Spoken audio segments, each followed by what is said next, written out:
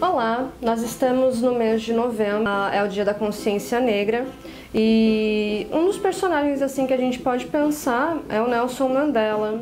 Existem muitos textos que se referem à vida do Nelson Mandela, filmes, né?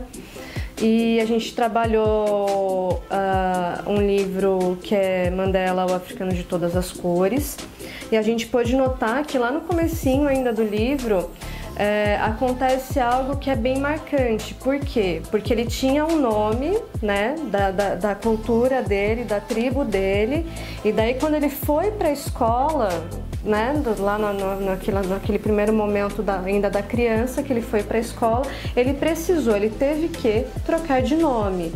Por quê? Porque é uma educação cristã.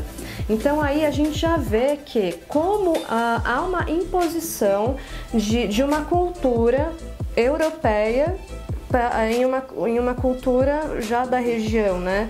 Porque a África do Sul, que é o país onde o Mandela nasceu e viveu toda a parte da vida dele, ela foi um país que é colonizado, assim como nós aqui no Brasil.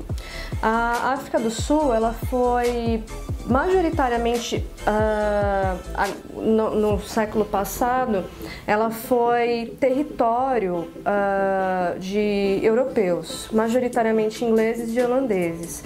E durante este período, eles eles invadiram o local para pegar as preciosidades, ouro, prata, os minérios que são muito caros, que são originários daquela região. Só que para isso não foi algo que eles saíram da Europa, foram para lá, tipo, pagaram as pessoas para trabalhar, não.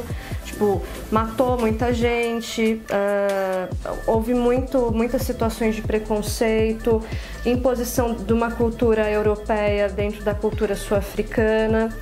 Então tudo isso daí vai refletindo em toda a situação, em toda a história da África do Sul, assim como nós temos a nossa aqui, porque nós também fomos colonizados e por muito tempo ficamos sob o jugo do país português, que é Portugal, que é os nossos invasores aqui, matando muitos indígenas, tirando nossas riquezas, o nosso pau-brasil, que praticamente entrou em extinção por conta de toda essa extração.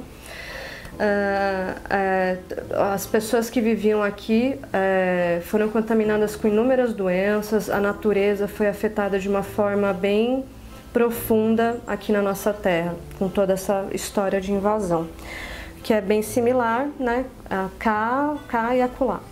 A gente pode pensar que o Mandela é um cara, uma figura, uma personagem que ele sempre gostou muito da educação. Se vocês lembrarem, lá naquele vidinho que a gente fez, que a gente assistiu da Malala, a gente vê que essas figuras que são importantes para a nossa humanidade são muito ligadas à educação. Trazendo mais uma vez aqui para o Brasil, nesses tempos que a gente está vivendo, a educação não é muito bem quista, né? Não é muito valorizada pelas pessoas que estão aí no poder. Ainda quando o Mandela era jovem, ele participou da primeira manifestação dele, que foi com relação ao aumento de passagem de transporte público. Se a gente pensar nessas questões, assim, as pessoas que estão na periferia, elas precisam do transporte público para trabalhar nos grandes centros, né? Aqui na nossa região, né, se a gente pegar aqui em São Paulo, propriamente na região onde a gente mora, a gente sabe que tem muitos trabalhadores domésticas que precisam sair dessas regiões para trabalhar para as pessoas que têm grana. Só que muitas vezes o transporte que a gente paga aqui é muito caro. Por exemplo, o salário que a gente ganha é baixíssimo nessas funções. Daí se aumenta a passagem de ônibus, isso daí causa uma grande perda para quem mora nas periferias e tem que se deslocar todas essas vezes. E aconteceu isso daí lá na África do Sul também. O Mandela foi uma das pessoas que ficaram à frente dessas manifestações.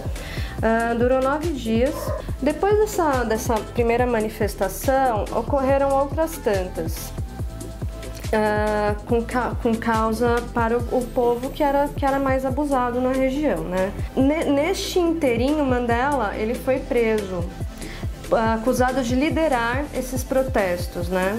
A gente sabe que tem muito controle do poder de quem está no poder, né? Por quem se manifesta por esse sistema que está instaurado.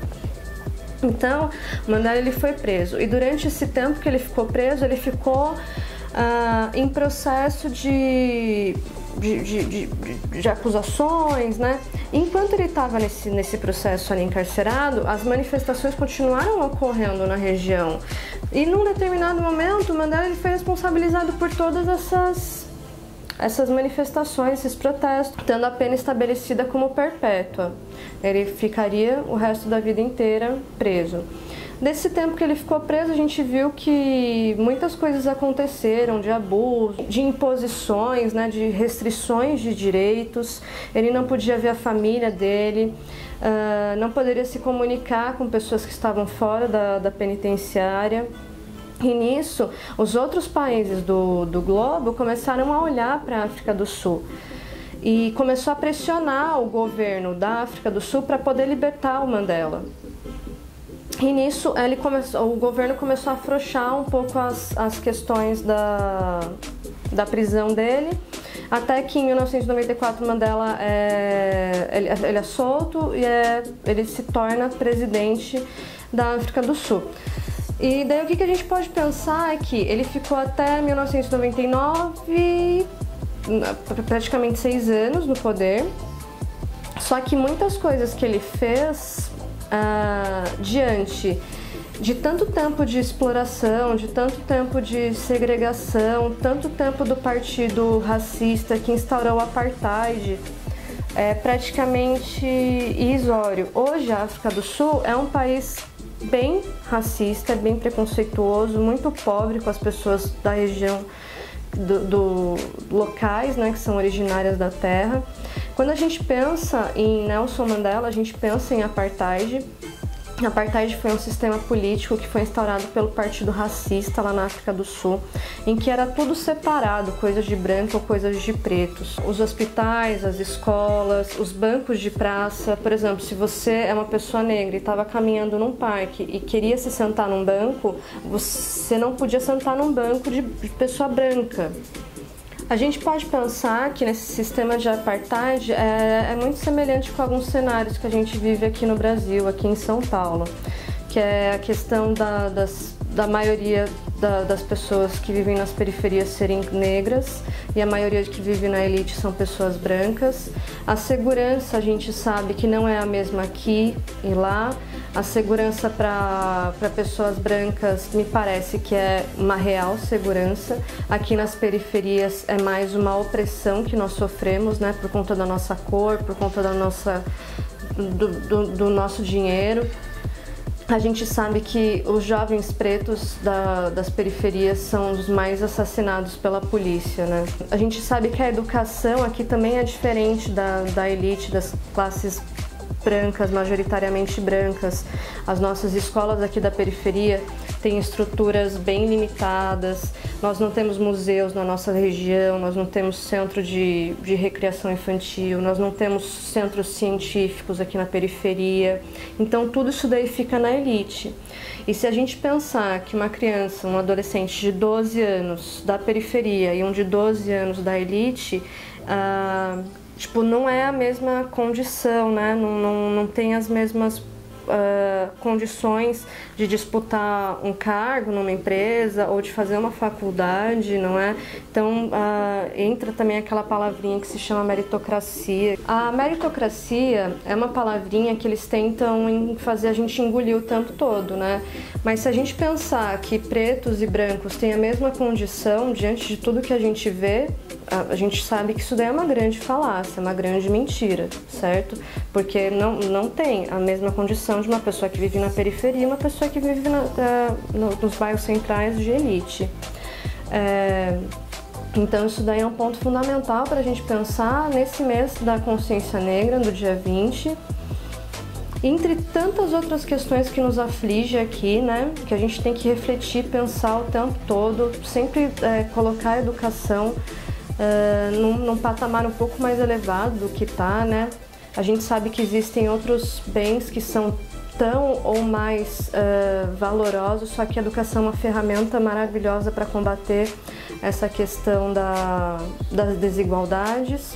Nelson Mandela foi um dos maiores defensores da educação. A gente vê, quando a gente lê qualquer artigo que se refere à vida dele, até nas prisões, durante o tempo que ele estava nas prisões, ele sempre fomentou muito a educação, ele sempre esclarecia que ele precisava saber de tudo para ele poder discutir, para ele poder cobrar, para ele poder se colocar numa posição melhor. Existem tantas outras questões para a gente pensar, a gente pode continuar discutindo no decorrer aí das nossas experiências, das nossas leituras de vida. Para finalizar, a gente pensa em comparação, né? Aqui no Brasil a gente não tem o nome de apartheid, mas a gente está vendo que existe bastante segregação, bastante separação entre brancos e negros aqui, né? Será que o Brasil, como um país invadido por europeus, assim como a África do Sul, também não pega resquícios dessa cultura europeia de branquecimento? Por quê? Porque a gente valoriza as pessoas de pele mais clara, a gente critica a pessoa pela cor, pelo cabelo. Muitas vezes a gente vai no shopping, a gente é vítima de preconceitos. Então, não tem a palavra apartheid aqui realmente, mas será que somos iguais mesmo? É isso. Se inscrevam no canal, compartilhem, curtem, ativem o sininho e até mais.